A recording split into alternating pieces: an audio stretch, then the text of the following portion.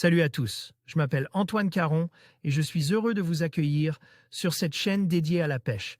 Ici, je partage des astuces sur la pêche, le choix des appâts et des leurres, et j'aide également les débutants. Abonnez-vous pour rester toujours au courant.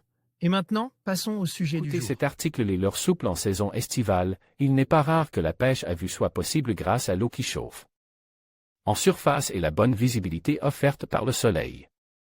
Le choix de notre coloris va principalement dépendre de la clarté de l'eau et du type de pêche que l'on souhaite pratiquer. Pour les pêches à vue, en waki par exemple, les coloris watermelon et green pumpkin sont parfaits pour les eaux claires. En revanche, dans une eau teintée, les coloris plus sombres comme le black red flag ou le black and blue sont redoutables. Ils permettent aux poissons de mieux repérer le leurre et sont particulièrement intéressants pour nous, pêcheurs, pour savoir où est le leurre. Ce pattern de coloris en fonction de la clarté de l'eau est tout à fait le même si l'on souhaite pêcher sans voir notre leurre, à l'accro par exemple. Les leurres de surface. Le topwater est sans aucun doute ma technique préférée en saison estivale. Elle est à la fois très ludique et très efficace sur le black bass.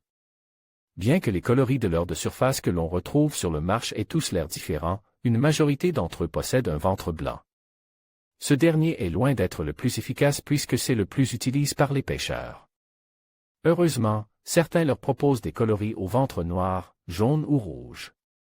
Le noir est le coloris par excellence dans toutes les conditions, car il se démarque parfaitement de la couleur d'un beau ciel d'été. Le jaune et le rouge sont quant à eux intéressants lorsque le ciel est couvert ou que le soleil est bas. N'oubliez pas que pour les poppers et les frogs, le poisson ne voit quasiment jamais les flancs et le dos du leurre, les coloris sont donc généralement faits pour plaire aux pêcheurs plus qu'aux poissons. Les leurres à jupe tels que les rubber jig et les chatterbaits sont extrêmement réputés pour leur faculté à déclencher des attaques de gros black bass. Utiliser les bons coloris est donc très intéressant pour tromper la méfiance de ces vieux poissons.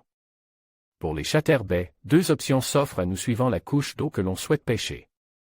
En cas de pêche près du fond, les coloris imitant des écrevisses comme le noir et rouge sont très efficaces. Pour les pêches en pleine eau et le power fishing, le blanc est un incontournable, pouvant être teint de gris ou de bleu. En eau trouble, un chatterbait blanc et jaune fluo est également très efficace. En ce qui concerne les rubber jig, les coloris les plus efficaces sont le noir et violet ainsi que le noir et vert. Vous l'avez sûrement remarqué, les coloris possédant du noir sont souvent cités, et ce, pour une bonne raison, ils sont très efficaces.